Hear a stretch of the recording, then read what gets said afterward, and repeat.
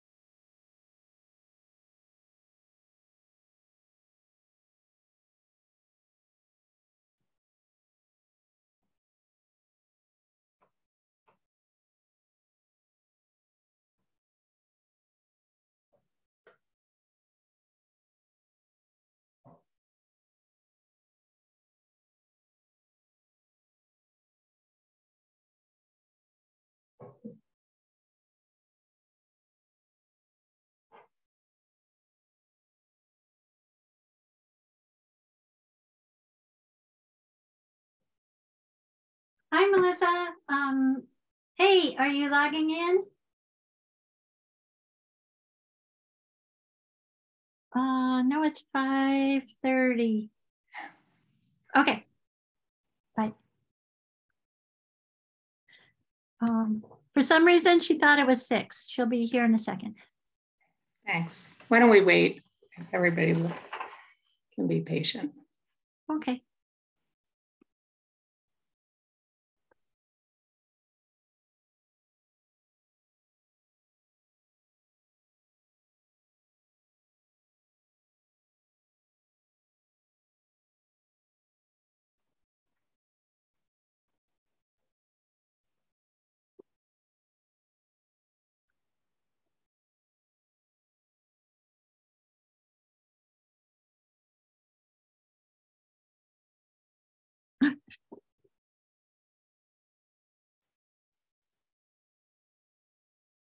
Here she is.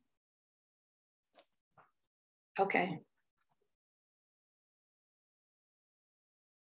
Mary Lou, did you have a question before we start the meeting? No, I'm sorry. It was answered. Thank you. Okay, I'm going to go ahead and call a meeting of the Shutesbury Selectboard to order. Mary Lou, can you put your hand down, please? Your raised hand is up. Thank you. Today is Tuesday, April 25th, 2023. This meeting is being held via Zoom. And as usual, I'm going to go through the agenda and then we will launch into the meeting. First item on the agenda is public comment. Then we have 3 sets of minutes to review. After that, a discussion about Lake Wyola Dam bylaw, then a draft worksite policy, then review annual town meeting warrant. I'm going to discuss the sound for annual town meeting, the Municipal Vulnerability Program Action Grant, then the Clean Water Trust loan application, Green Communities Utility Contract, PFAS and project plan update. Then we have an appointment for part-time police officer, town administrator updates, and then Last, we will be reviewing the solar bylaw letter to be sent to the Attorney General's office. Full agenda for this evening. So we'll go ahead and get started with public comment, and I ask that you use the raised hand feature and try to limit your comments to a couple of minutes. Thank you. Les? Good evening. I wish to speak to you about an item of unfinished business regarding a March 24th, 2023 email that I sent to you and the town administrator entitled A Two-Way Exchange of Ideas. This will take about 3 minutes for me to read portions of the email. Just read portions, please. I'm sorry? I said just read portions.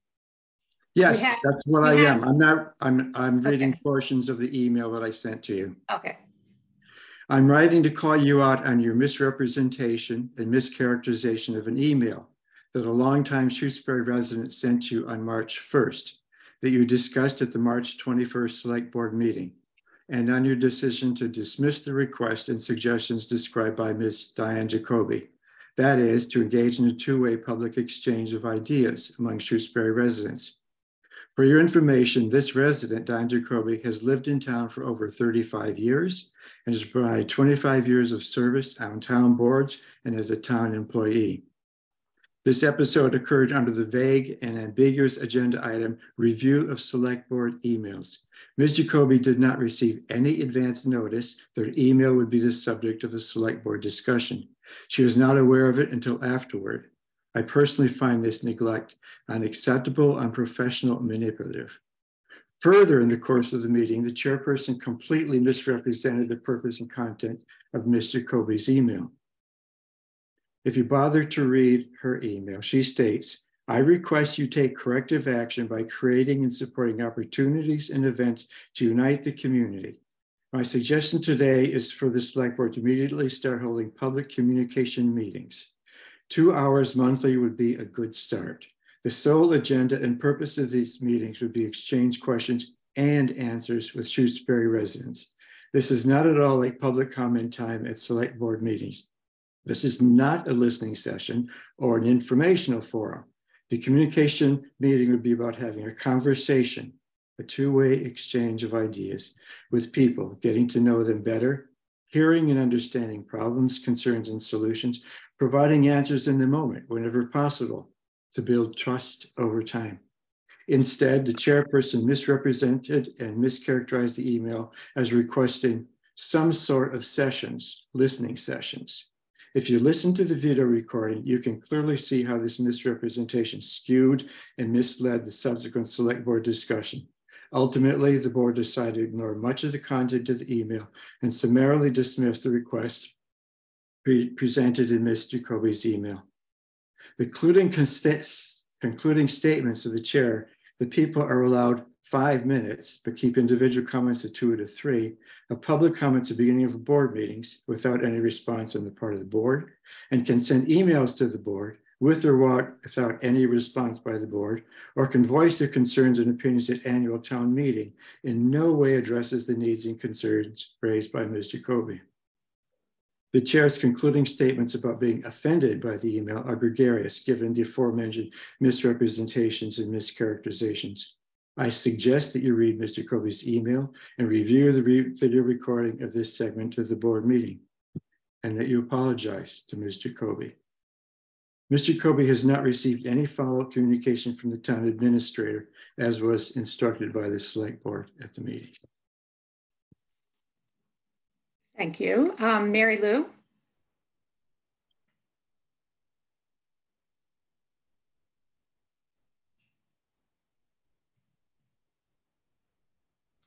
Mary Lou? I was stuck on mute. Okay. Yes, I'm sorry. I was stuck on mute. Mary Lou Conca is my name, and I support what Leslie has just said. I also will give him my 3 minutes if he should need. Thank you. We don't do that. Are there any other comments? Okay, seeing none, we will move along in the agenda. We have minutes to review from March 21st, March 28th, and April 11th.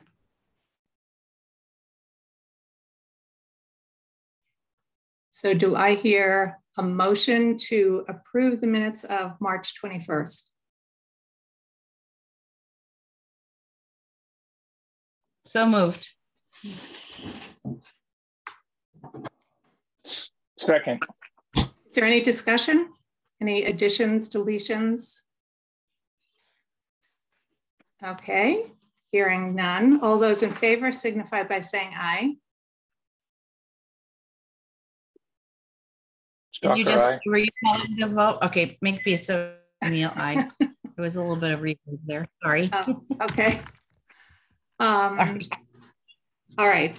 Do I hear a motion to approve the minutes of March 28th? So moved. Second. Is there any discussion about those minutes? I had one. Deletions? I had one question. My sense is that with regard to the PIP review process, there was some discussion about how much that would cost. And I don't believe that's reflected in the minutes unless I'm just not seeing it. So is that true? And can we put that in if it isn't true, if it is true? I recall reading that section. Maybe it's the wrong week you're looking at. Maybe that's what it is. That could be. Mary Lou, can you put your hand down, please? Thank you.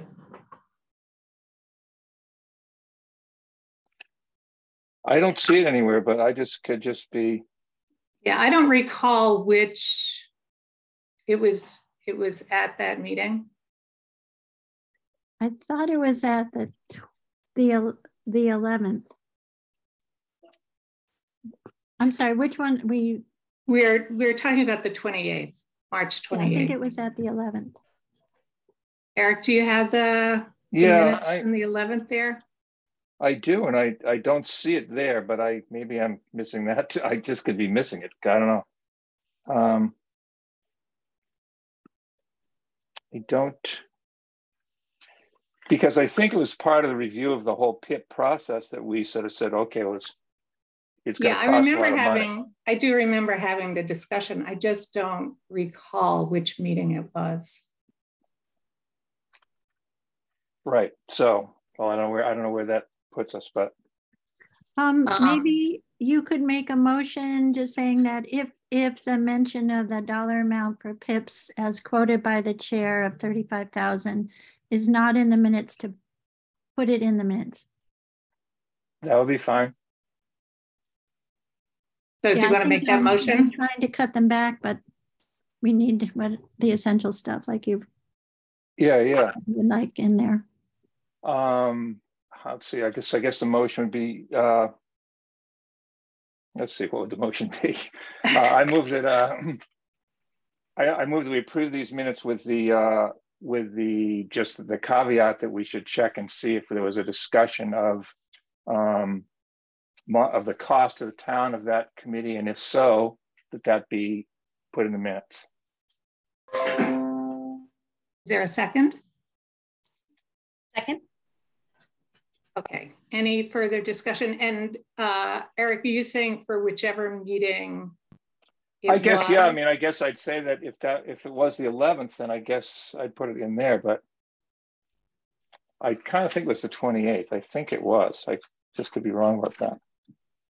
Okay.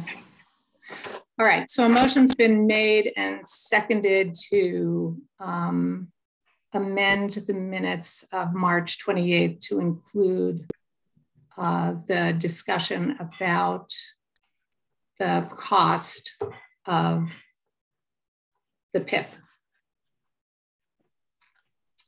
All those in favor signify by saying aye. Makepeace O'Neill, aye. Stalker, aye. Farrell, aye. So we'll go ahead and just do a separate approval for the minutes themselves then, as amended. Okay. Sure. Is there a motion to approve the minutes of the March 28th as amended? So moved. Second. Any further discussion? All those in favor signify by saying aye. Makepeace O'Neill, aye. Stalker, aye. Carol, aye. Do I hear a motion to approve the minutes of April 11th? So moved. Second. Any further discussion? Okay, all those in favor signify by saying aye. Makepeace O'Neill, aye. Stalker, aye. Carol, aye. Okay, the next item on the agenda is to just review the Lake Wyola Dam bylaw. So, Becky, do you want to give us a little bit of background on how we ended up here? And the select boards had a discussion on the Lake Wyola bylaw. Yeah. We're ending up here at this point. There was a number of complaints and concerns expressed by our by our dam keeper and dam keeper assistant and others on Lake Wyola Advisory Committee about the safety conditions around the dam. The dam is currently well used and for recreation. And that when it becomes, when the use is with a number of families and it gets crowded in the summer and small children are jumping off the dam into a potential whirlpool that could cause harm, we're very concerned. So Eric Stocker has taken the lead on this bylaw and on this initiative, working with folks down that live down by the lake or have homes, second homes down by the lake or permanent residences. But Eric, as the author, did you want to walk us through the bylaw? Sure. Do you have it? That we can put on the screen or no? Or do I want me to try to find it? I'm going to see if Melissa's going to race me. Nope, she's not here, so I will get it. Sorry, that's... Becky, while you're getting it, there's one person on the screen who's identified as owner. Could you let us know who you are for the minutes? You can unmute yourself and just identify yourself.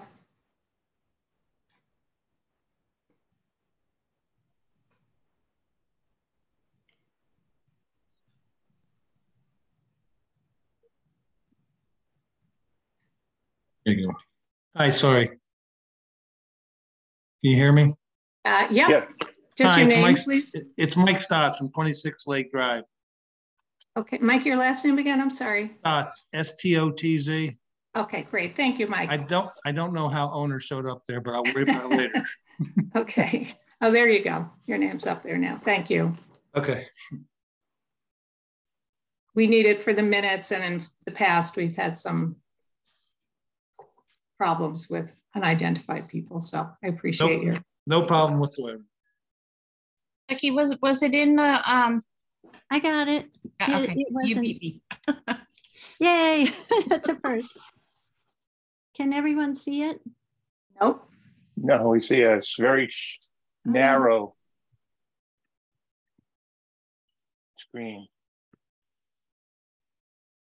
There it is. Oh, wait. No, that's Nope, this is not the right article. 1 second, it's right behind it.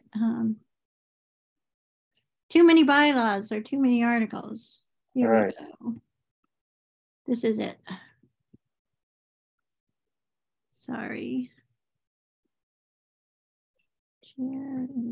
So we had discussed having a policy, but determined that we needed a bylaw rather than just a policy adopted by the select board. Right. How's that? That's fine. Good. In terms of, so, I mean, this is what you're seeing on your screen is sort of and this is totally up for discussion. It's a mock-up of what the sign would be and would include, the bylaw would be included on the sign. So the idea is we post a couple signs down by the lake that said that. I can read it, or people can read it right on the screen. We were gonna, we're talking about violation of the bylaws punishable by a fine of, we did not ever determine that amount of money. I think Kristen might have an idea about that. She was gonna look into that anyway. This is all consistent with sort of what the Lake Wyola Dam Study Committee came up with, but that's what we ended up thinking should be the policy of the dam. I would say that there has been some pushback on this policy. So I just would say that, that's all. Some people are just thinking this, that they want to be able to go to the dam, and that I get that. But this is what we came up with. Okay, Kristen, just did you have anything you wanted to add to this? I know you've been on the kind of receiving end when there have been problems down there. Yes. So a couple of things. Yes, I did do some researching in regards to things of this nature potentially in other towns. And I say, can I just start out by saying I've actually talked to quite a few people in the mornings who go down there and fish, letting them know that, these are some areas of concern and things like that.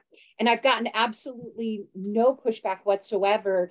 They said, that's fine. We'll just find a different spot. So, and I said, it's not happening now. It's just in the works. And I just was kind of talking to people about it. So, people are fine. Then they continue on their way. So these are the thoughts, Rita. As it is going to be a no trespassing, what we simply can do is if someone is found to be trespassing, the first thing we do is alert them that they are trespassing. It is a no trespassing site and the reason why. And then usually people, are very kind and understanding and comply. And, but then if we find that they come back after they've been told it's a no trespassing area, they are subject to trespassing legal repercussions, which could, with our discretion as police officers, could be a multitude of things, but typically they get summoned to court for trespassing. I personally do not think that this is going to be an issue because as a whole, most people are very understanding and compliant to such things, especially considering that this is a safety issue. The other is that there would be fines associated with, which we talked about, and the research and data that I have is no more than $100 for a fine. That being said, the question is, if we were to find someone in a bylaw, as we do any of our bylaws, what happens if they choose not to pay it? So these are all things that we would have to work out in the future, and whatever decision is made, they are absolutely can be figured out after you all decide. Okay, thanks. I see John Kinder is here. John, did you have anything you wanted to add? Our assistant dam keeper. Can you hear me? Yes, we can. I would add that I haven't had direct pushback from people either. The vast majority of people that go down there, I mean, Howie and I have had misgivings about bringing this issue up to begin with, because the vast majority of people down there are well behaved and they fish and everything's fine. It's just those exceptions to the rule that has been a problem.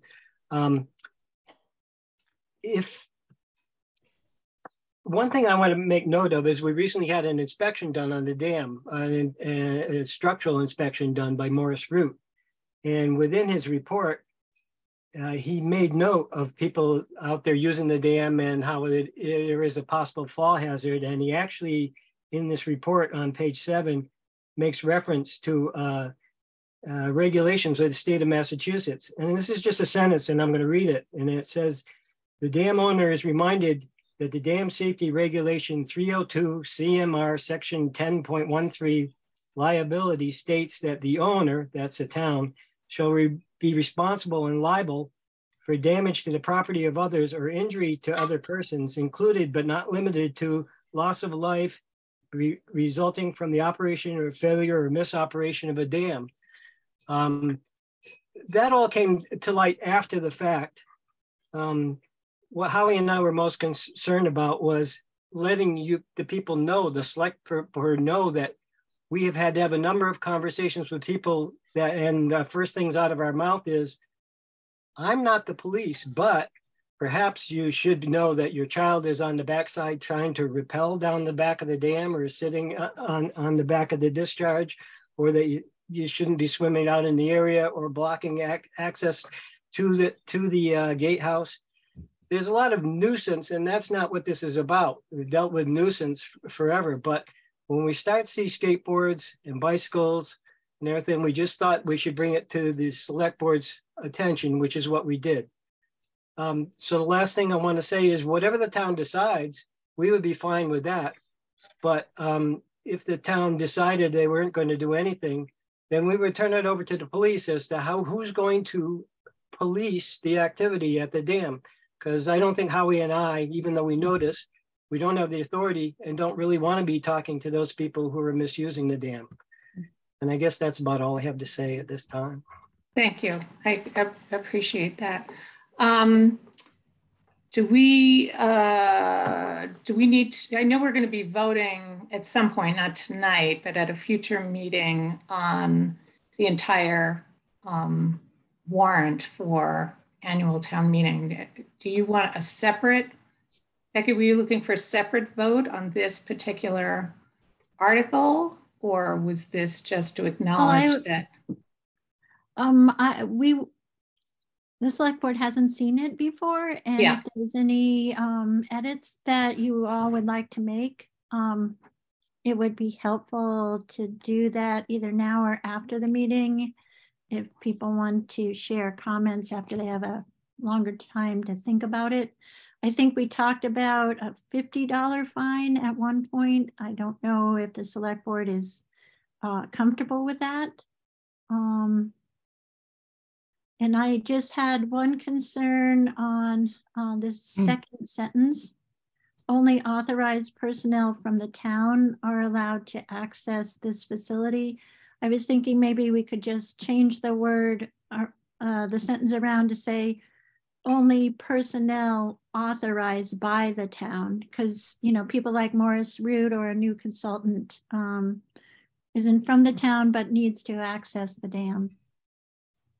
I like that change. Yeah, that's fine. I mean, the one thing I was, just because of what Kristen said, I'm wondering if we want to say repeated violation of this bylaw. The very last sentence said repeated violations of this bylaw is punishable by that. So it sounds like the first time we're more or less saying, hey, look, we'll give you one for free.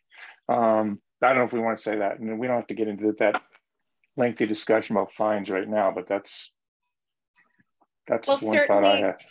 Eric, certainly what it could say is, because this is trespassing, so certainly what it could say is punishable by fine of X amount of dollars, or, you know, by a no trespass order, you know, or arrest. I mean, let's face it, trespassing could potentially lead to arrest if people do not, you know, obey. But I've never run into that. The problem is that, you know, people will give a little pushback. They'll end up leaving.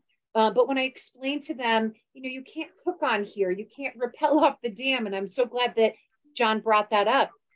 You know, people tend to be very reasonable on a whole. If they're not, maybe there's something else going on. Becky, as Kristen was saying, that rather than write and possible arrest, say maybe $50 and up to possible arrest and no trespass order.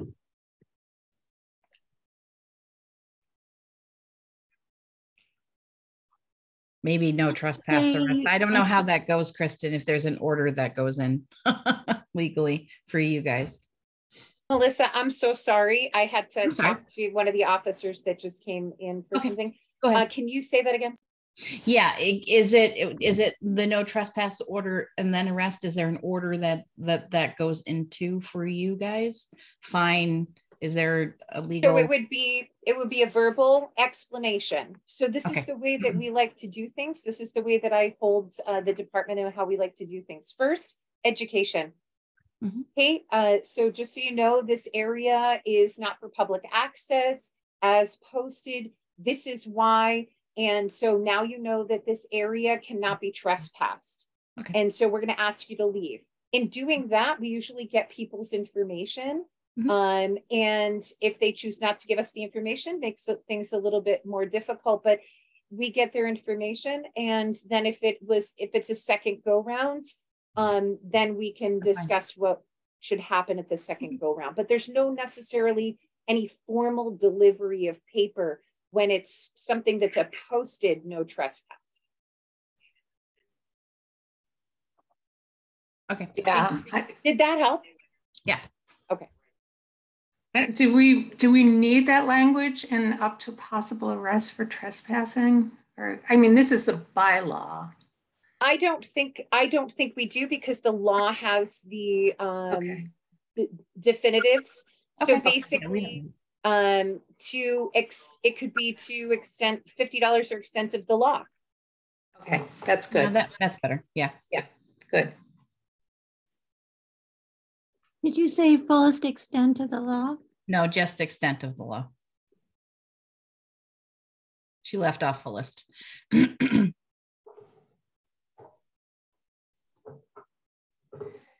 So I see one hand up. I'll take a quick question because we have a long agenda this evening. So Joseph.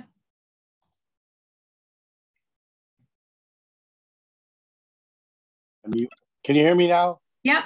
My quick question is that most of the people who are going on a dam now trespass to get there because the land itself that they travel on is posted.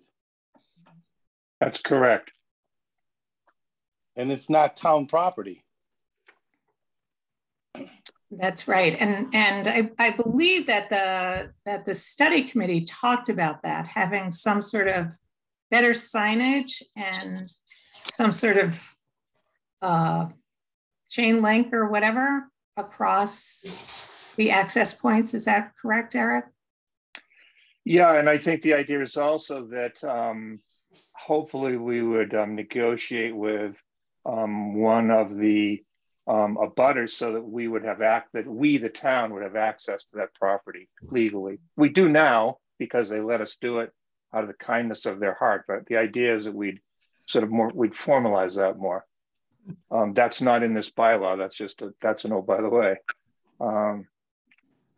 But the only land that the town owns near there is whatever the Conservation Commission would have control of right by the stream.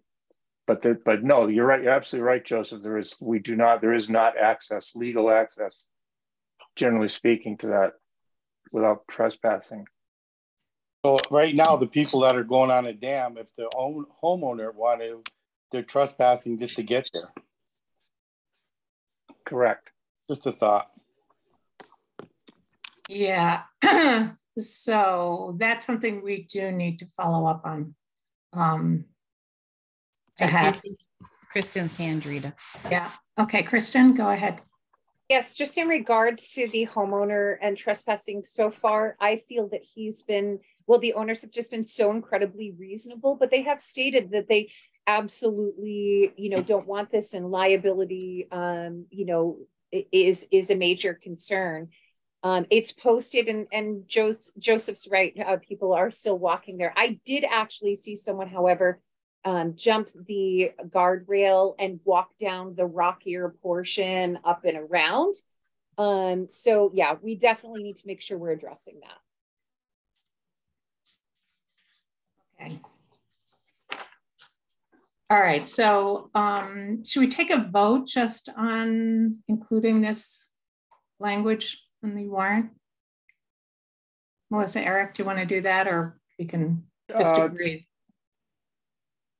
Yeah, either way, it's fine with me. I mean, it's whatever. I think it's good to vote. It's an important policy. I mean, It's an important bylaw. Yeah, I'll make a motion that we, Becky, we can't approve it, but we can put it on the vote to put it on. Right. Yeah. Okay. Right. And Right. we're just approving the warrant article for the warrant. I make a motion that we approve the Lake Wyola Dam bylaw verbiage for the Met Town meeting warrant article. Is there a second? Second. All those in favor signify by saying aye. Makepeace O'Neill, aye. Stalker, aye. Farrell, aye. And you know, as Joseph pointed out, I do think we need to address the issue of an easement or something across the property, because nobody should be accessing the property, either going over the guardrail or on the town property side. It's just too dangerous. It's really rocky and not safe. So, No. Becky, would you make a note of that? Yeah, I did. Okay. All right. Great. Okay. Moving along, we have next the, and we're already right a bit behind schedule here, so I'm going to try to keep this moving.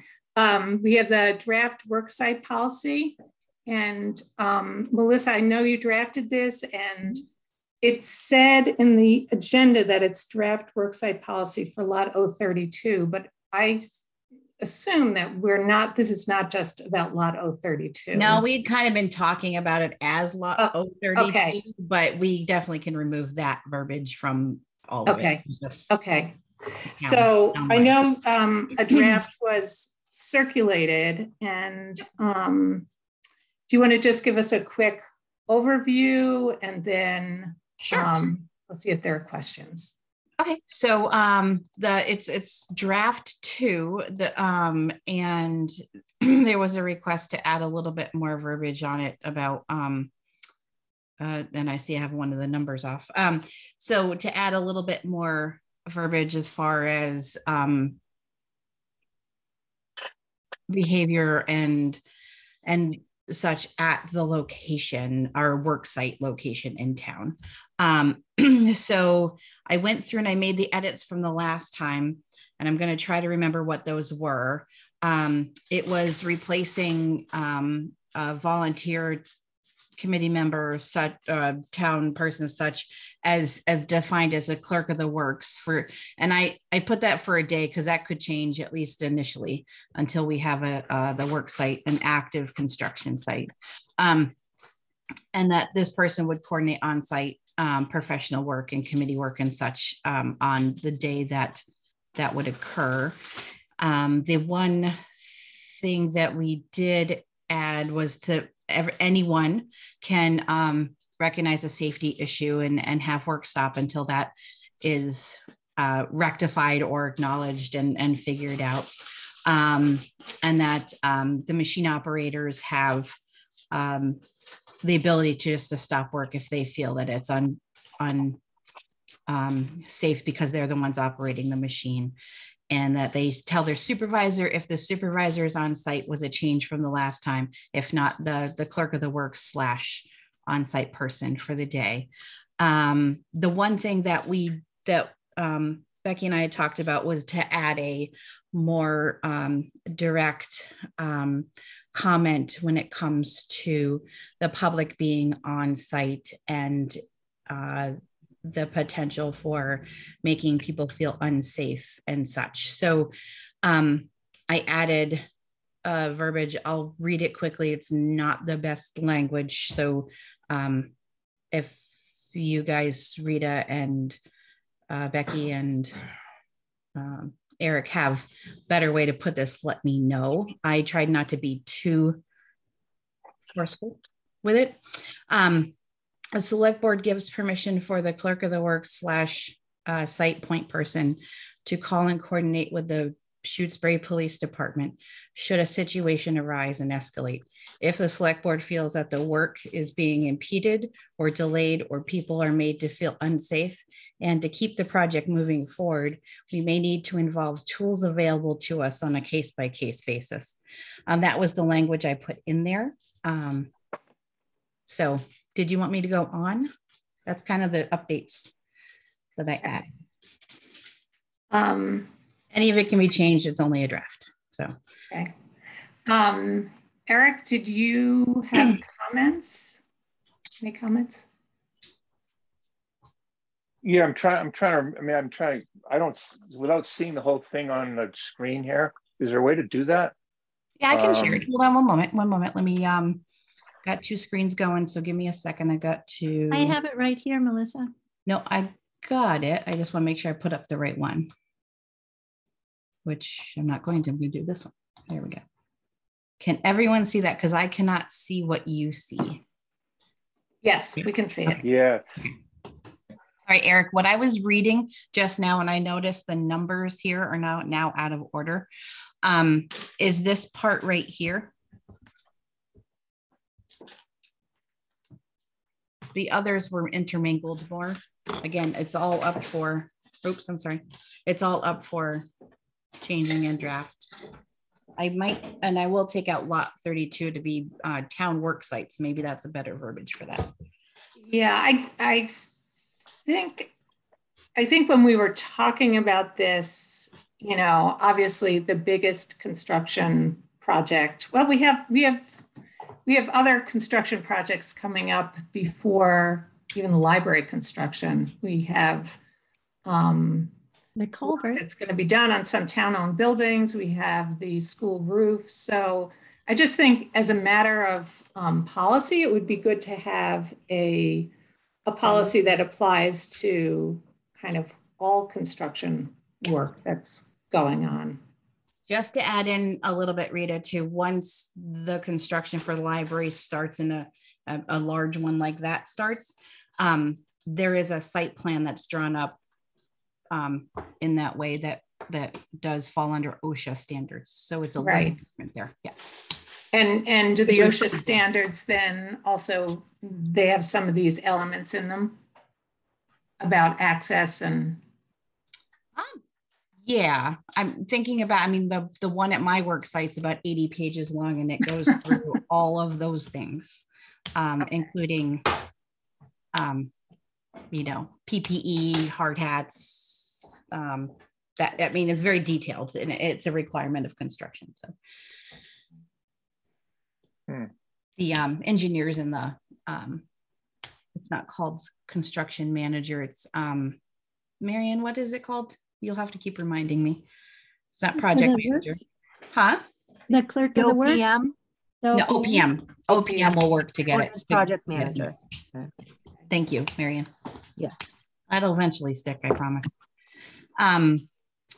So yeah, it can certainly be definitely geared towards just town construction / work sites. You know, it doesn't even have to be work, you know, construction specifically. It can just be work sites. Okay, so I know this is only the second draft. I think if nobody has any objection, what I'd like to do this evening, and I'm just kind of taking a look at what time it is, 6:15. What I'd like to do is to have the, you know, review this again after we've had time to, after the all select board members have had time to kind of go through it and then submit any comments or edits through to Becky. Yeah, to Becky, and then she can pop them to me. I can put them in and make it. Okay. I will change that second 5 to a 6 though beforehand. Okay. Eric, is that agreeable to you? Yeah, that's fine. I would just say, well, I can tell you one of my things right now would be like in what's, I guess will be the new number 6. Yep. I think we just be clear who the site point person is, and maybe that site point person should be appointed by the select board ahead of time. Yeah. In other words, Who's the site point person right now? I don't know.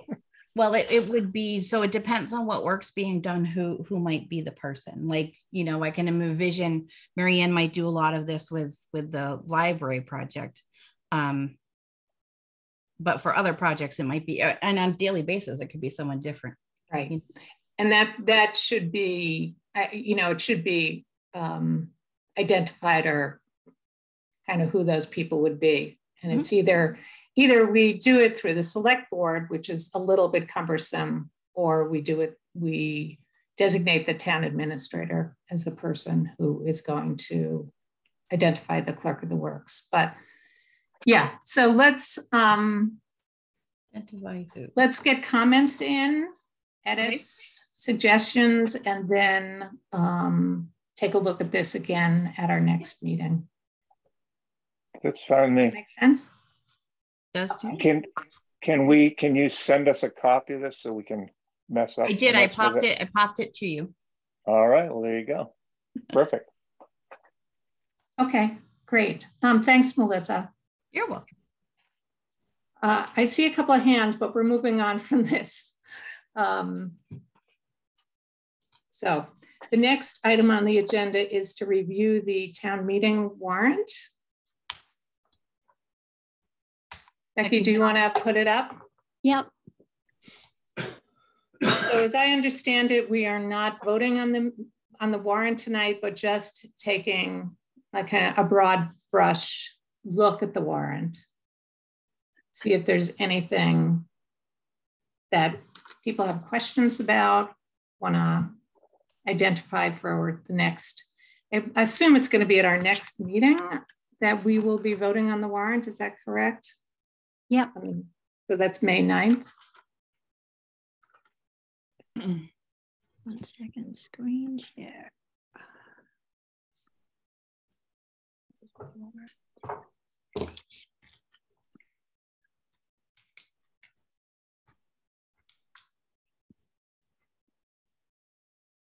Can everyone see? Yep. Yeah.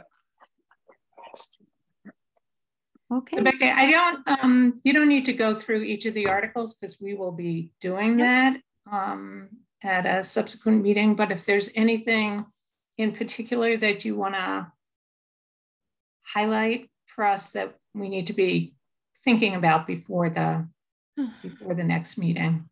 Okay. I know that Paul always wants to take in consideration the order of the warrant. Okay. And he will likely have input and want to change things around a little bit. I did start off again with the regional assessment formula, which I think this year will probably be less dramatic than in some years prior. The community choice aggregation article, the select board needs to think about whether they want it in here or not. I think Michael explained in his email to you all that at this point, he does not have sign off from FFA. No, the agency. DPU. DPU. The agency in charge, but Donna is working on some communications that she's hoping to get it authorized through her communication. So at this point, it might be removed, but it's in here for now until the select board will want to think about that one, and hopefully we'll have more information for you by the 9th. The articles that are in green right here are the repeat articles that are standard every year. Article 4 is a request from the Recreational Committee to increase their members from 7. They asked to increase them to 10, but the select board almost never appoints an even numbered committee just because the chances of ties are much greater. So I would like input on that one. Whether you think 11 is a better choice or if you want to stay till 10. Also in your packet is the budget, which is is not final, but is very, very, very close to being final. The Finance Committee will be meeting next week and will be finalizing the budget. Then we go into capital items. We have a backhoe at $225,000. We have the school are continuing on for their new floors, doing the library and the kitchen for $31,000. Then this is a capital item that's kind of very frustrating. The Locks Pond Culvert has additional cost to it. I am not certain at this point. I think we're looking at about $30,000 to $40,000, but we're not all the way there yet. I hope to tighten that number up before town meeting. But when we had the storage problem at the cement factory with the culvert structures, moving them to town, and then the fact that we're going to have to move them a second time is what is costing a lot of money to do that. At least we're not paying anything for storage now. If we hadn't made that move, the storage would have been about 60 or 70,000.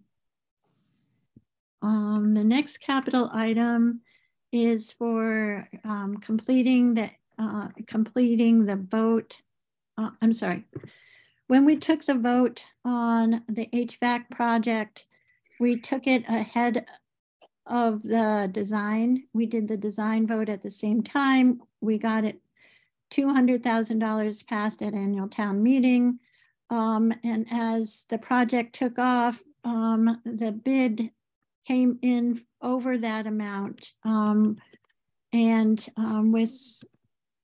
I'm requesting the difference and a warrant at town meeting. The next two items are waiting for better definition. They're both environmental items. One is for the Lake Wyola drawdown, and the other is the dam consultant. The potential, we're looking at hiring a firm to take over for Morris Root. Morris Root has been incredibly inexpensive over the years. He has always gotten the work done, but never cost us a lot of money. We were paying. Becky, can I interrupt you? Sure. I think we're going into a lot more detail than I anticipated here. If you could just highlight the ones for because we'll be doing this at the next meeting. Okay, so the CPC articles are not final. The MLP is final. Then we have more of our regular annual, including the revolving funds that the town has. And to wind up, we do have a petition this year. It is a petition in resolution of opposition to the artificial turf at the track at Amherst. And at this point, we have 2 or 3 more articles to add. We have one for bill of prior years. We have one for the Clean Water Trust to authorize the loan application that we're in process for, and then the bylaw. The dam bylaw. Just reviewed, okay. Yeah. Okay. So that's it. Okay. So again, we will be going through this, through the warrant, kind of article by article. And I assume I saw Paul Lyons here. So Paul, will you be available then for our next meeting on May 9th? Let me check. Well, I do have a potential conflict, but I can hopefully change that. So yes, I'll make an effort to be available. And I would like to get a copy of the draft warrant as soon as possible, if I can, please. Yeah. Yeah, since we're going to be voting on it that night, I think if the select board members have comments and and Paul, if you have questions, if we can get stuff forwarded before the meeting, that would be good. Yeah. That Okay. makes Eric and Melissa that work for you. Yep. Yeah, that's good. Thank you. Okay, Leslie, I see your hand. Did you have some question about the warrant? I know you don't want to hear from me.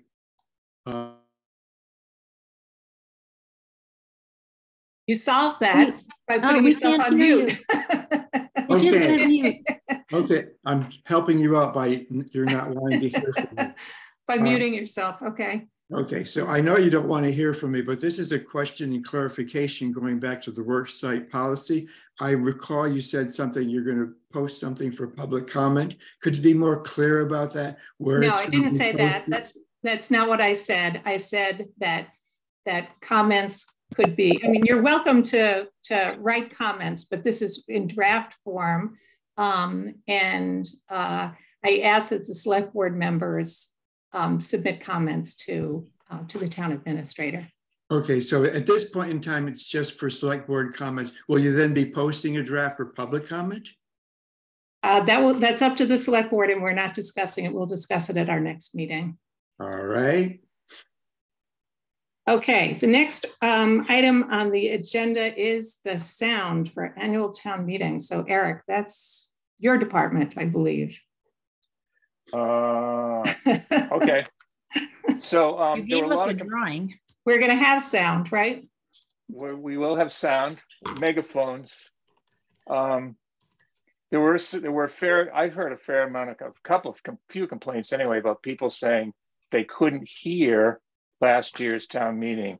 And I think talking to people that are sort of sound people, the bottom line is we should take the speakers that we have and put them up in the air. That, like, to have them sitting on the ground is a problem. That's why if you go to a rock show or whatever, they have the speakers up in the air. It turns out that's why they do that, so you can hear this stuff. Anyway, we can have the present speakers the fire department owns, Army surplus speakers. We can have those modified. They'll probably cost $100, $150 at the most, where they put what they're called cups on the bottom of them so that the speakers can then be put on speaker stands and put up in the air. Also, I think we could set it up so that with the equipment the town has, and I got some equipment too, I think we could set it up so that we could have a very good sound system, put it that way, so that that might involve maybe a couple $100 more in cables. I have a bunch of cables. I don't know whether I have to, once we decide if this is the way to do it, I can try to figure out a little bit more. So the bottom line is, for let's just say $500 or less, I think we should be able to spiff up the sound a lot at town meeting, which I think will make people a lot happier, and people will be able to hear everything and so forth. So I guess if that's a good idea, where's that money come from, and blah, blah, blah, blah. Eric, go ahead, Becky. Oh, I'm sorry, Rita. I said Becky's hand. I believe there's money left in the select board budget, so you can use that. Okay. Melissa? I think also, I know we had talked about this before. I think if the select board and other members of the town are underneath the tent, you can use the tent to trap some of the noise as well from the speakers, so that it's not being absorbed into nature. Right, I agree, that's true. Go ahead, Becky. Eric, my concern is where we put the tent. I think we're going to have to we'll have the tent very close to the parking lot in your scenario. My concern is, what about the sound for people who aren't in the tent? I think almost every year, probably at least a third or half the people have not been in the tent. Well, they should be able to hear by the diagram I had of the monitors that go up the side. I mean, the other thing is, the bottom line is, I mean, if you're not in the tent, maybe you can't hear the meeting. I mean, if you were in the school, well, you'd either be in the school and you could hear it, or you wouldn't be in the school and you could hear it. You couldn't hear it. So, I mean, we could just, I mean, there's that too. I just throw that out there. But I think the way it's set up, the monitors, I think, that are listed there on that diagram should get sound to the outside of it. Again, probably better than anything that we had before. But I think people should be able to hear if we do it that way.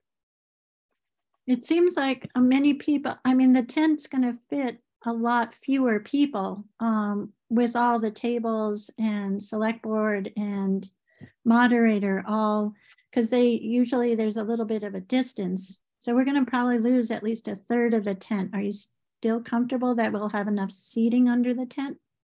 I think so. I think so. We had such a large space between where we were and the start of the tent last year. There's a lot of space that absorbed the noise. And so if you pull everything in, less to absorb the noise, less vastness to absorb the noise. I think it should work. I think I don't ever remember a situation last year, for example, where the tent was completely full of people. So I mean, I think there was room. Maybe I'm wrong about that, but I think there was room for more people to be there in the tent, or with the, the front line, if you want to call it that, with the select board members and so forth. The last question I have, just because I usually am there when they're putting up the tent, do you want it like perpendicular to the parking lot? We've had it on an angle for prior years. I don't think that makes any difference to me personally. Okay. Okay. Marianne, do you have a quick question? We're running behind here. Yeah, there's lots of room in the back of the tent. The back of the tent is mostly empty. So my family was sitting in the back of the tent last year, and there was lots of room in the back of the tent. Okay, so I assume that the final details about the sound and the structures to put the speakers on can be worked out. We have another, 6 weeks or so? Yeah, I just need to know whether or not, like, I would like to take the speakers over and have them do that. Let's just say $150 worth of work to the speakers. I just need to know that we will pay for that. That's all. Okay. Do you want authorization then? Do you want us to vote? Okay. All right. Do I hear a motion to provide from the select board budget line item funds to adapt the speakers for annual town meeting? So moved. Second. Okay. Any further discussion? All those in favor signify by saying aye. Makepeace O'Neill, aye. Stalker, aye. Farrell, aye. Okay, thanks for doing that, Eric. Making sure we can hear at town meeting. Okay, the next item on the agenda is the Municipal Vulnerability Program grant application, which is coming right up. And I know Becky, and I know Michael DiChiara is here too. Becky, you have drafted kind of an outline or drafted a statement about how it's the narrative for the draft narrative for the grant. Yeah. Okay. Melissa, Eric, do you want to just highlight kind of broadly what we're going to be applying for? Okay. Well, what we learned in the last process with the representative was they are not doing feasibility work.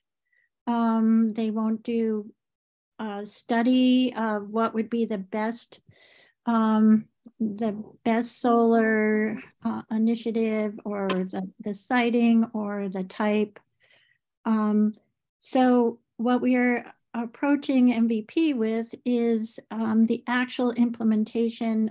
We're asking them for the solar panels and electrification. So the full installation of solar, and the site that we are requesting it for on advice of MVP is the new library. There are concerns that, you know, we want to make sure there's enough funding for the solar panels, and to be 100% certain by applying for this grant, we can get 100 kW of solar panels at the library site through the grant process. So if there were an issue with the total cost being much higher than we had anticipated, we would still be able to fund the town's share of the solar panels and be able to move forward. So it would be basically a 100 kilowatt system on the potential on the roof of the new library.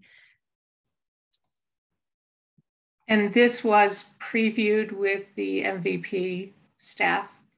Yes. Yes, he was the one feeling that it was the best way to make sure to utilize, to make sure that we don't fall short with the library and not be able to get solar.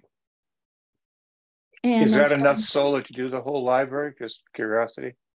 That's their first estimate within, they've been going back and forth, but 100 kilowatts is what they said they feel is sufficient.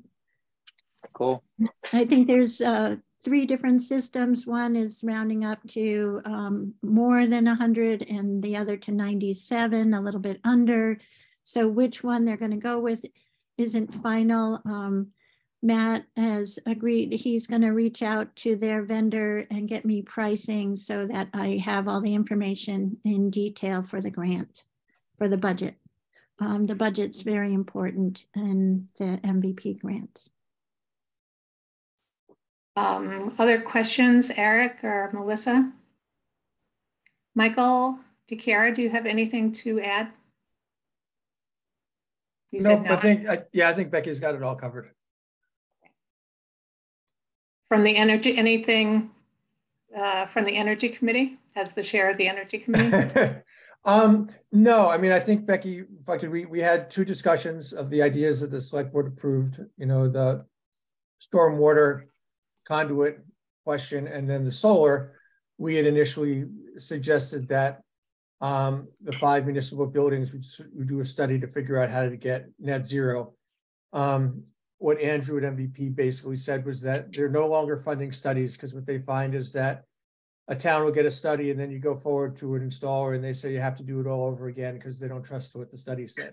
So they want to do implementation, which is a little frustrating, but we happen to have a discrete project that costs a lot of money, which is good. And I think the catch is, he said the support programs where the permitting has at least started, which it has at the library.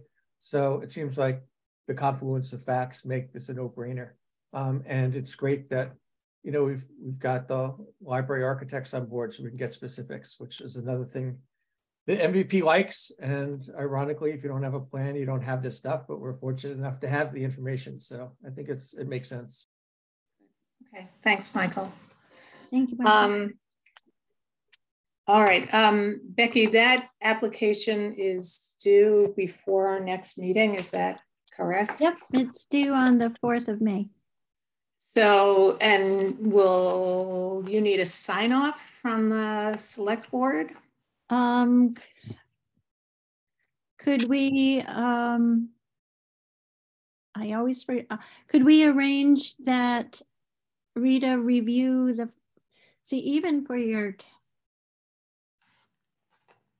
yeah, I guess you'd have to approve it because it's an online application. So so if you could approve it now, if you want Rita to review it one more time, it's just, I can show her the pieces and go through it online with her if you would like. I don't recall that we did that last time, so I'm uncertain.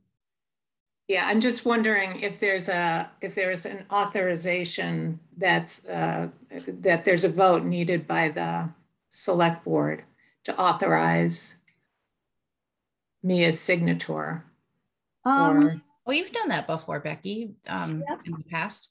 I guess what I'd ask the select board to give me that authorization for this grant. Okay. All right.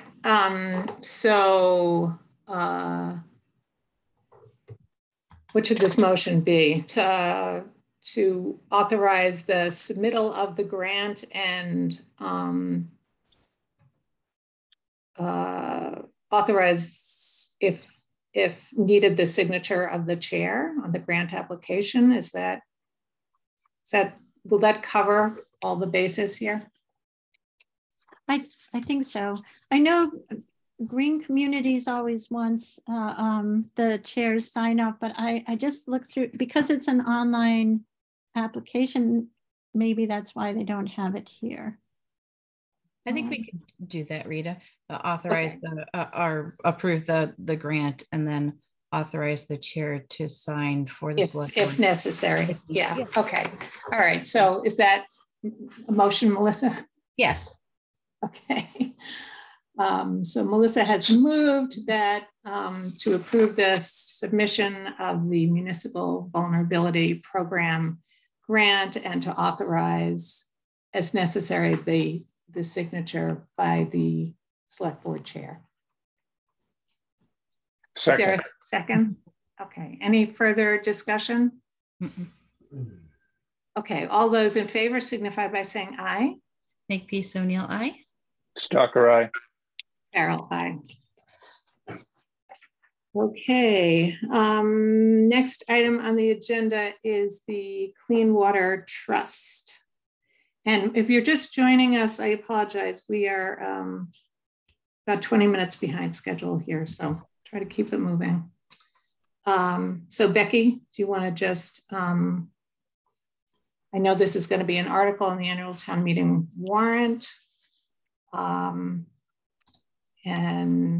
is there anything you need from the select board regarding the today I had a meeting with Ty and Bond, and we have asked them to assist us in the application. So we will be needing funding for that of $5,000. I have inquired whether that can be added to the loan application itself. We will, I think we do need to take a select board vote. I want to be sure everyone approves of moving ahead with Ty and Bond. I know Rita has encouraged me, but I think we need a select board vote to authorize the funding for that. If I were to go to the finance committee, or if you want to use ARPA funds. So can you just step us through the sequencing here? Because does Ty and Bond do the application prior to the town meeting vote, or does Ty and Bond do the application after the town meeting vote? Because we don't want to spend $5,000, I guess, if we don't have town meeting authorization to borrow the money. Correct? The hope was, because there's been some urgency around getting this funding. So what I inquired if they would do the work for us. I asked for an estimate from Ty and Bond. They gave it to me today. I also had a conversation with Ty and Bond's Clean Water Trust person, who has done a number of loans for different clients, as well as Jeffrey Arps, the PFAS specialist at Ty and Bond that we're working with. They outlined the process as they will, they have already provided me with the warrant article that's needed for annual town meeting to secure the loan. So we have the annual town meeting warrant article that I'm putting on the warrant, they are starting to collect data to put together the application of the grant. So if we are not going to work with them, I need to let them know. They're feeling that with the annual town meeting of June 3rd, as soon as we get the authorization, they will have completed their work at that time, and we can submit the loan application the following Monday, or as soon as Grace can put together the authorization, the certification of the annual town meeting vote, if it is approved, if the loan article is approved at annual town meeting. I'm not questioning the whether or not we have tie and bond. I think it makes a lot of sense to have tie and bond do this. It's a pretty complex application. I've looked at it. I think the application itself was something in the neighborhood of 70 or 80 pages. You know, there's a lot of documentation. We have to rely upon tie and bond, you know, for all of that data. My question is really more having to do with, do we want to take the risk, the $5,000 risk that, you know, were this not to be approved at town meeting? I just want to make sure everybody's kind of aware of, if we take this vote, we authorize the $5,000, tie and bond goes and spends it, and then for some reason it does not pass town meeting, we will have spent that $5,000. So, you know, I understand the, you know, the urgency and the interest in getting this application in as soon as possible. I just want to make sure everybody understands kind of what we're agreeing to. So I would think it's nearly impossible the town wouldn't vote for that. I mean, who knows? Famous last words. And I know that we don't want to sort of put the cart before the horse, but it seems to me that we might want, there's something to be said for getting our ducks all lined up here, so that as soon as the town meeting votes, which I assume the town will vote for, I really doubt that that's not the case, that they wouldn't, we're just ready to go. I think it's a reasonable gamble, let's put it that way.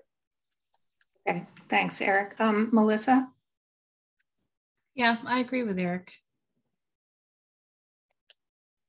Is there a way to have a plan B in case, you know, I guess there's not a plan B that can.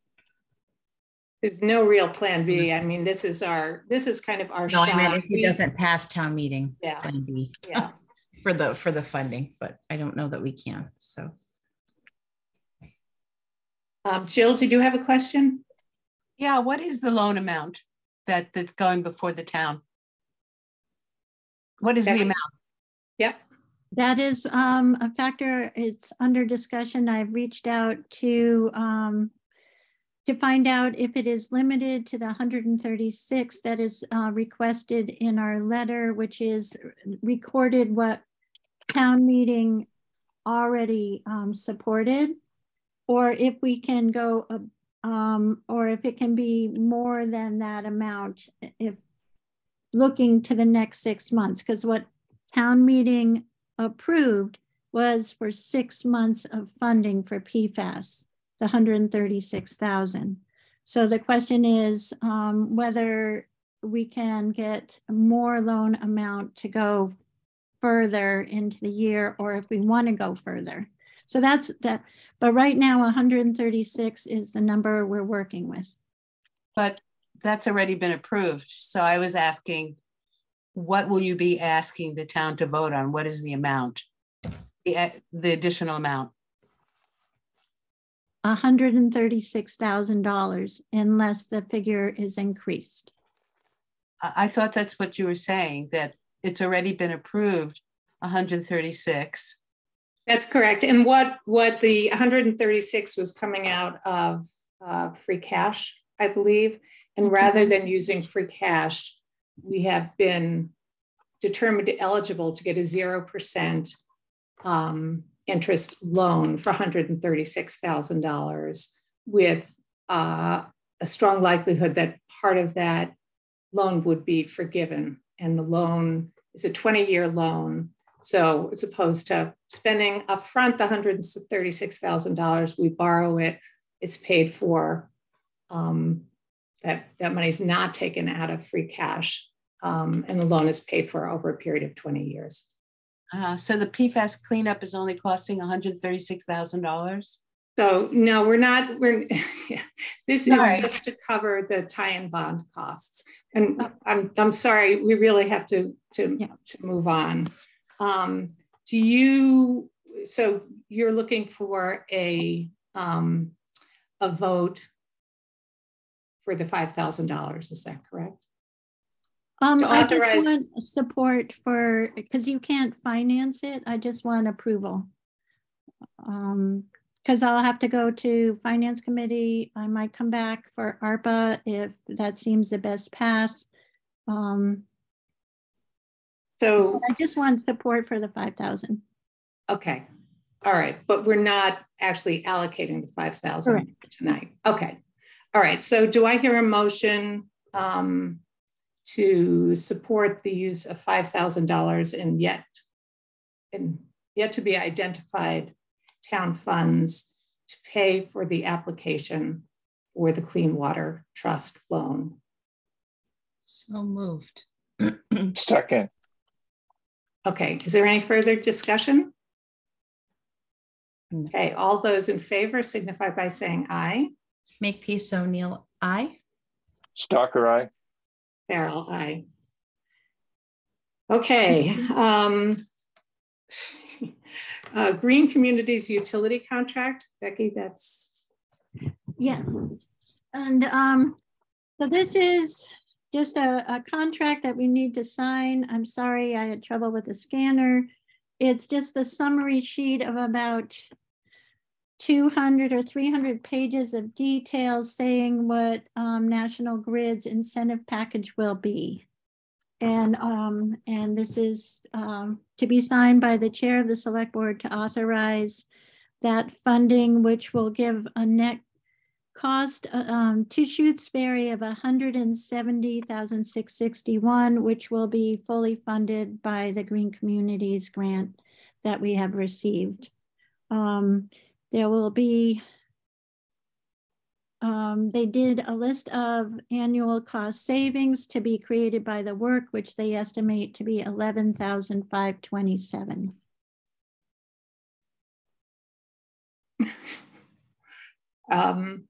Questions, Melissa, Eric?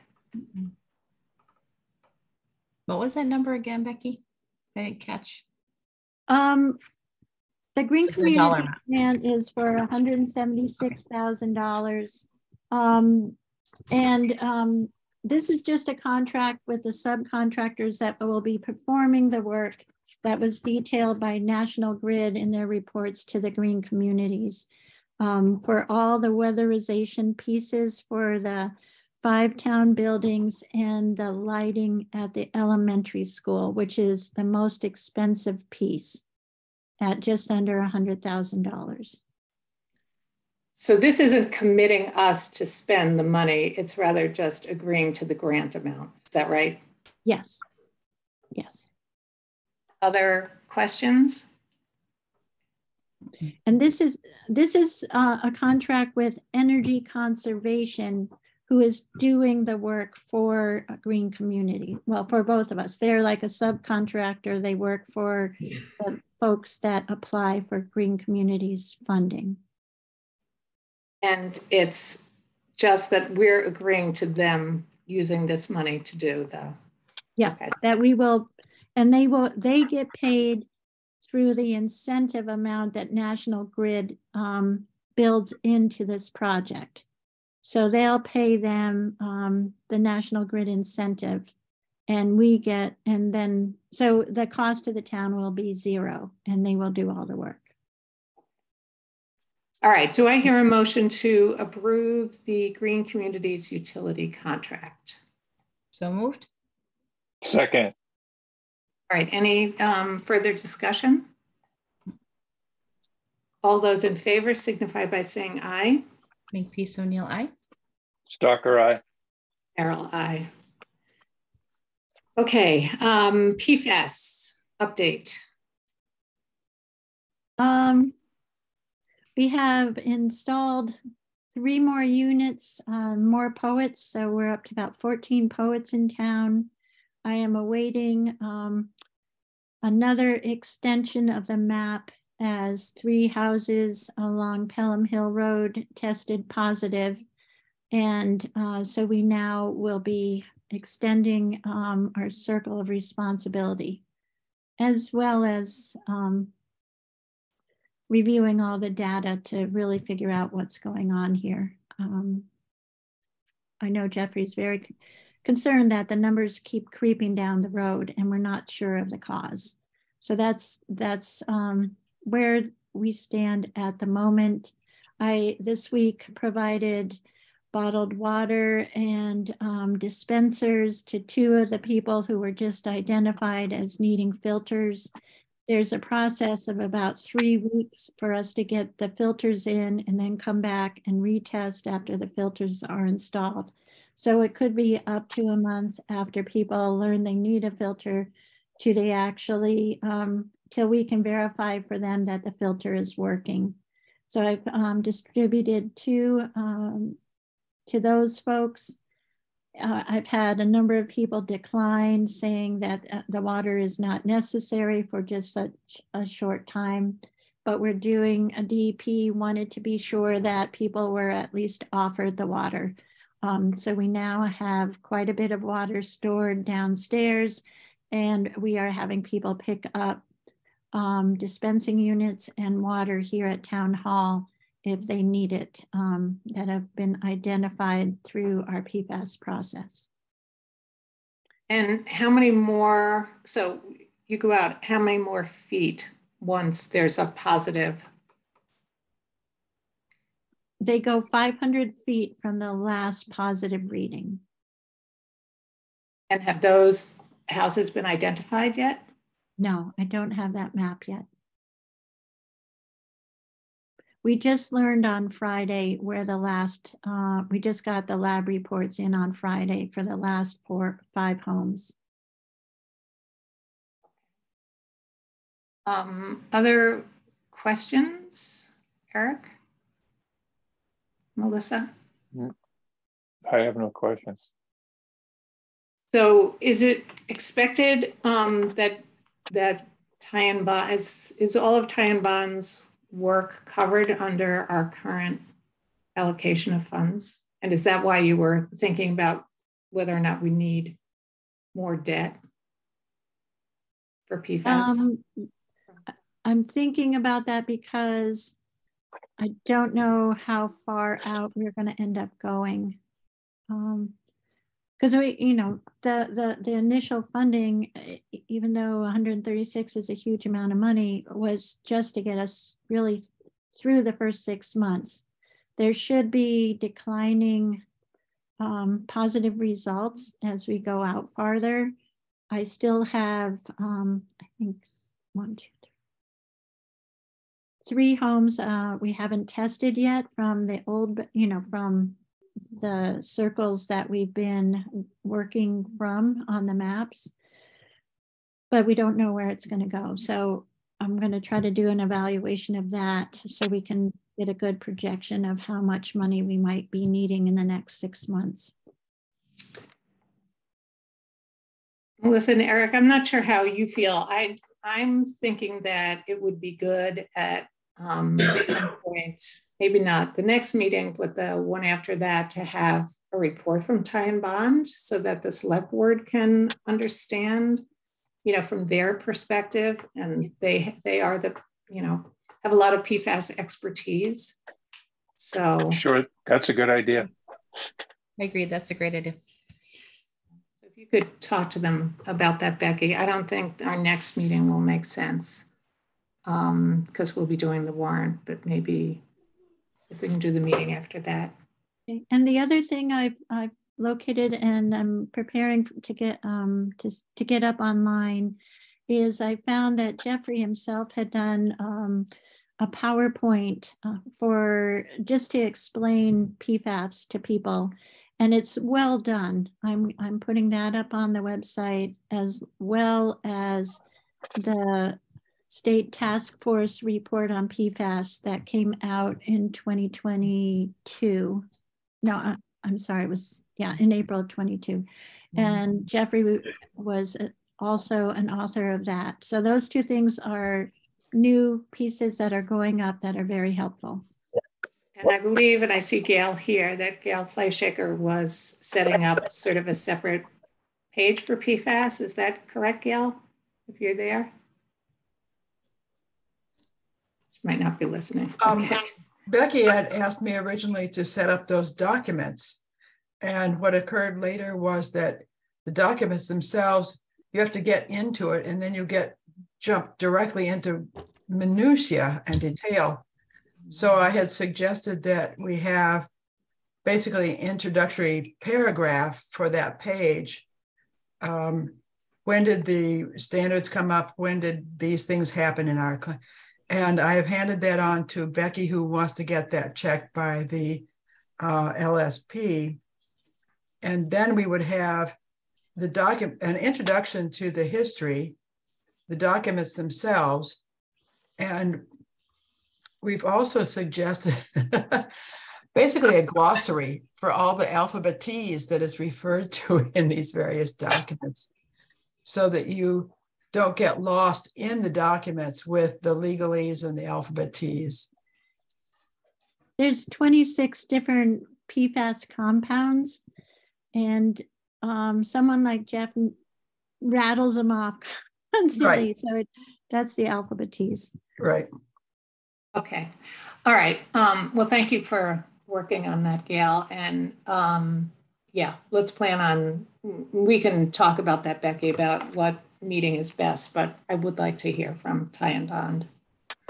When will that be up on the website, Becky? When will that PowerPoint be available? Gail, I send it to Gail and she's as fast as lightning. So I hope to get it out after the meeting tonight. Great, thanks. Okay, so I apologize to our police officers who are here this evening and our prospective police officer for the delay. Just a long agenda this evening. So Kristen, why don't I hand it off to you? We had the appointment of a part-time police officer, is that correct? Yes, that is correct. I'm actually looking to have the select board appoint this officer as a permanent part-time officer. So everyone, I'd like to introduce you to Mark Voltas. I have been looking, as you know, to build the department up to the standards that the town would like to see in regards to community policing and our code of ethics that we stand by. I received probably about 28 resumes, give or take a couple. I reviewed all of those and I found Mark. Mark came into the station and sat down with me one-on-one and we discussed his history. He has an extensive experience in policing and work history. He's almost completed with the Bridge Academy, which we are very familiar with at this point. He's almost completed with that. And Mark has been looking for a department that aligns with his community policing, his people first sort of way of doing things. And he also aligns with our community standards. He's a great find. Mark will bring to us lots of different languages. I think, Mark, correct me if I'm wrong, but Mark speaks French, Haitian, some Portuguese, some Spanish, probably some other things that he's too humble to admit to. But in any case, you've received his resume. We are thrilled that we have him in front of us today because I think he's going to bring quite a bit to the department. He has some formal trainings. He's mountain bike trained, which we know we're trying to get the mountain bikes and the mountain bike patrol off the ground. So he is going to be assisting with that. So Rita, Eric, and Melissa, I give you Mark Voltas. Thanks. Mark, if you just want to introduce yourself and tell us a little bit about your background. Well, I'd like to say thank you, Chief, first for that opportunity. Well, like you said, my name is Mark Voltas. Come from Haiti with a background in law enforcement from our family members, which is my uncle was a cop back then, which is really I admire what he was doing. And come here at a younger age, 40 years old. So started to continue my law enforcement, follow my uncle's step. Like Chief said, I speak French and Creole and a lot of training that I've been through with the previous department. That I can, when I come to this town, maybe I can help, very helpful for that town, and I can be an asset for the department as well. Okay, Eric, Melissa, do you have questions for Mark?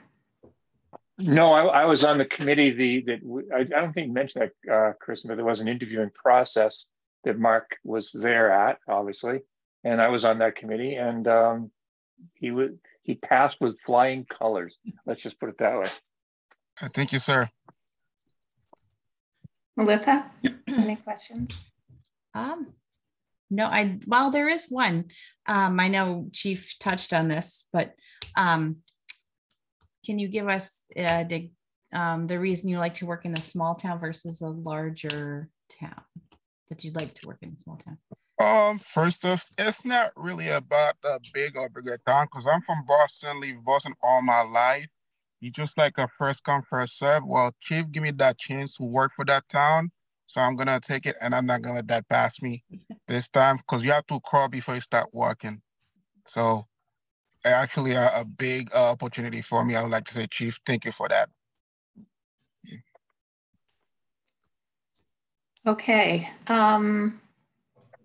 Do we have a motion to, and Mark, I apologize, I don't know how your last name is spelled, so I want to make sure I get the pronunciation right. Yes, Voltis, V-O-L-T-U-S, yes. Okay, Walton.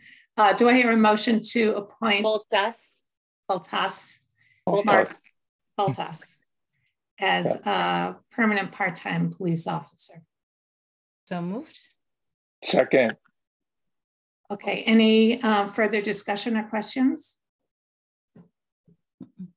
Okay, all those in favor signify by saying aye. Makepeace O'Neill, aye. Stalker, aye. Farrell, aye.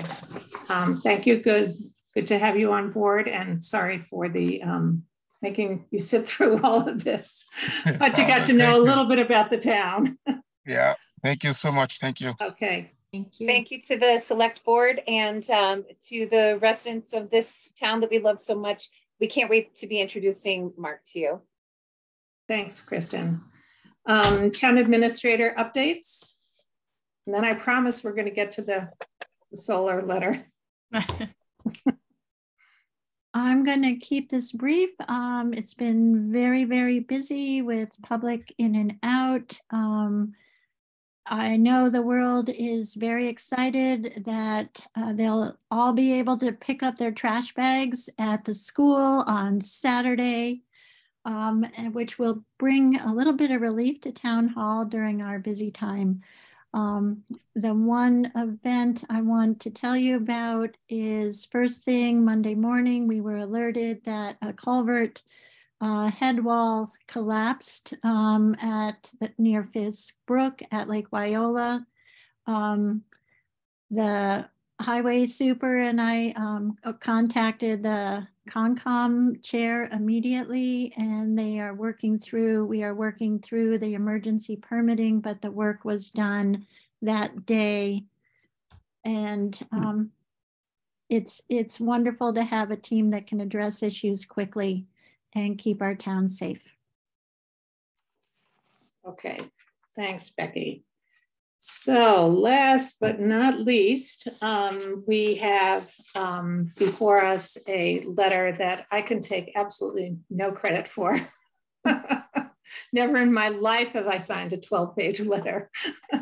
This will be a first, but I'm gonna leave the explanation to, I see Deacon is here, and Michael, and of course Jeff, and I don't know if anybody else from the planning board is here, but a letter has been drafted to the Attorney General in response to anticipated questions and issues with the town's solar bylaw, particularly with the amendments to the bylaw that were adopted in January of this year. This was also prompted by the fact that litigation has been filed against the town regarding our solar bylaw. So it was felt that it was appropriate to weigh in with the Attorney General's office sooner rather than later. They're still reviewing the amendments, and so I know a few people worked very hard and for a long time on this, and so I guess I'm going to ask Deacon or Michael who would like to review the content of this lengthy letter. Deacon, you want me to do it? Deacon's muted, I think. Yeah. I'm assuming I know his answer. Okay. I think he shook his head, yes. Yes, Deacon, do you want Michael to do it? Can you hear me now? Yeah. Yes. Okay, I'm going to defer to Michael and congratulate him. I think it's great. I did add a comma or two.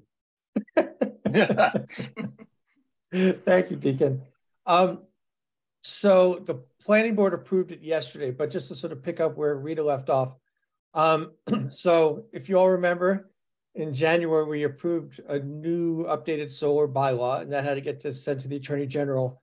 Donna got a letter from the AG's office a few weeks ago asking for an extension. So that's our town council, Donna McNichol. Yes, Donna McNichol, thank you. And so that was one fact. The other is that Wendell had approved a solar bylaw at their June town meeting, June 2022, and the Attorney General approved most of it, but rejected some key parts. And that was sort of the initial alarm light that we wanted to be proactive and engage the Attorney General. What we found out from a couple of years ago, if you remember, with our associate member bylaw, it was approved, but only partially. And at that point, we discovered that there's no appeal process with the Attorney General. They make a decision. There's nowhere to go once they've made the decision. So it really was a timing issue that we wanted to make our best argument, put our best foot forward as quickly as possible before they made a decision, because we felt it was, we think it complies with both statute and the most recent Tracer Lane decision, which is the opening part of it. So what we basically did is list all the provisions that we thought were important that got raised either by statute or by Tracer Lane. In terms of Tracer Lane had a couple of things that they said, not to go into the detail, but there's in statute, there's a solar exemption. And so things got tied to that in Tracer Lane, which is the case for Waltham. And we wanted to make sure that everything that we put in there tied to public health, welfare, and safety, which is the only way that towns are allowed to regulate solar. And then there was addressing how much is available, which is also something that came up in the Waltham case. So that's part one in the letter. If you see, there was part one and part two. Part two was specifically about energy storage systems. And that was informed by Wendell. So what the AG said with Wendell was that Wendell had a prohibited large-scale energy storage, looks like we're doing. The Attorney General said that that was illegal because it was connected to solar, even though the energy storage systems were intentionally a principal use and not at all connected with solar. And as I recently learned a couple of days ago, energy coming from the grid is 60% fossil fuel. So if you've got a big energy storage system, which in Wendell was supposed to be 10 acres, connected to nothing but the grid, you would be getting energy from the grid, 60% of which is fossil fuel. It's not solar. So we thought it's not exempt at all. So we wanted to make that point and protect the fact that we think in our bylaw, in the use table, that having standalone principal use solar energy storage, it is not part of a solar exemption, and therefore towns are able to do it. So there's lots of detail in there. I think the only thing I would say process-wise, and then if you have substantive questions, let me know. The letter that I sent you on Saturday got reviewed by the planning board last night. There were some grammatical and typographical suggestions both Jeff Weston and Deacon had made that I included, and the board approved that as amended. That's the version I sent to you last night. Since it's going to be jointly signed by the select board and planning board, if you guys approve it, it would be best if we approve the one that I sent last night, which was, I forget what the name is, I can look at it, but it's the 824 version, the 424 version. So, and I will say, there really is nothing substantive. The planning board was pretty clear that there was no substantive changes between the Saturday version I sent and the version I sent last night. And Deacon and Jeff can speak to that, but it was really about commas and wording and typos and that kind of stuff, which it's good to have cleared up before you send something to the Attorney General. So I appreciated that. So with that, if there's any questions. Eric? Just is one of the things you changed, and I have not seen, I didn't get in time to look at the revised version. Understood. Energy storage systems is used about 100 times in this thing. Have you figured out to abbreviate that ESS and after the first time you do it and so forth? You know, when I was writing it, sometimes I used ESS, but I actually felt in writing it that you sort of forget what it is. And so I wrote it out a bunch just to sort of underscore, like, this is what this is. No, none of the planning board critics objected to that one. Okay, well, Lynn, I'll keep my mouth shut then. Melissa, any questions? I don't have any questions. Mary Lou, did you have a question about the letter? Yes. In the beginning readout, you said something to the effect of somebody filing litigation. Could you please let us know who this somebody is? Thank you. You want to answer that, Rita? Go ahead. No, do you want to? Oh, do I want to answer it? I'm going to let Becky answer it. We received a complaint or suit from Kohl's. Thank you.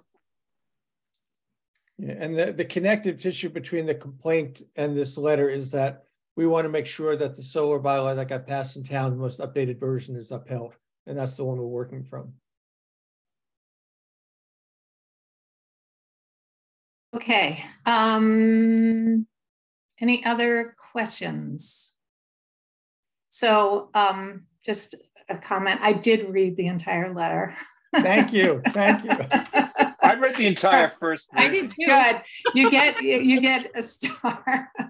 It's a lot to go through, but it was very well organized, and it followed logically the bylaw and kind of all of the issues, and related back to Tracer Lane and the Wendell vote. So I hope we don't get like skewered by the AG's office when they get a 12-page letter. But anyway, it's thorough and well documented. So I am comfortable signing it, but I need authorization from this select board. If you make a motion, I would just reference the version, which is April the 424 version. Yeah, right. Okay. April 24th version. So do I hear a motion to approve the April 24th version of the letter to the Massachusetts Attorney General regarding the solar bylaw, the town of Shutesbury solar bylaw? So moved. Do you want to add and authorize Rita Farrell to sign it? Yeah. Okay. So moved. Second. Okay. Is there any further discussion? Okay. All those in favor signify by saying aye. Makepeace O'Neill, aye. Stalker, aye. Carol, aye. Okay, I think that's it, folks. Appreciate everybody's. One question. Go ahead. Michael, the process for mailing it out, did you want to come up to town hall and sign a copy and then Rita sign a copy? Not you, you're not signing, but planning board. No, that was my next question too. Okay. What do we do? Yeah, so I'll print out a copy of version, or Geneva will print it out and she'll have you guys both sign it. And then that will be emailed and hard mailed. copy mailed, right? Yeah. Okay, So, both. What kind of stationery will it be on? I'm sorry, I couldn't hear you, Deacon. What kind of stationery are we talking about? Or just plain paper? On a Shutesbury? We could scrounge up something nicer, but I don't know if we have a dozen pages. No, the only one that has to have letterhead is Something the like first page. The only one that has to have the letterhead is the first page. Correct. Okay. Yeah. The one thing I was going to ask, I love the idea of emailing it. I'm sure if we stick it in the mail, it'll get to the Attorney General. What do you guys think about doing certified return receipt to make sure it actually gets there? It's not a bad idea, Mike. You can do that, certainly. It's only $4 or something. $4.84, I think. Okay. Hold on. I have a receipt here because I did it earlier today. $4.78. Yeah, but that might not be for 12 pages. Yeah, right. You make a good point, Rita. Mine was not 12 pages long. We're gonna need a pound package or something. Well, thank you all for considering it and for reading it. Okay. So what time would this be ready for me to sign and for Rita to sign? We'll have it ready by 10. I'll come after that. Okay. Great. All right. Thanks, Deacon.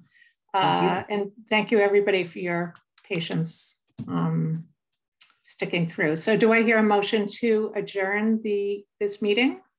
Motion to adjourn. Is there a second? Second. Okay. All those in favor signify by saying aye. Makepeace O'Neill, aye. Stalker, aye. Carol, aye. Good night, everybody. Thanks for joining us this evening. Thank you. Good night. Thank you, everyone. Thank you. Night.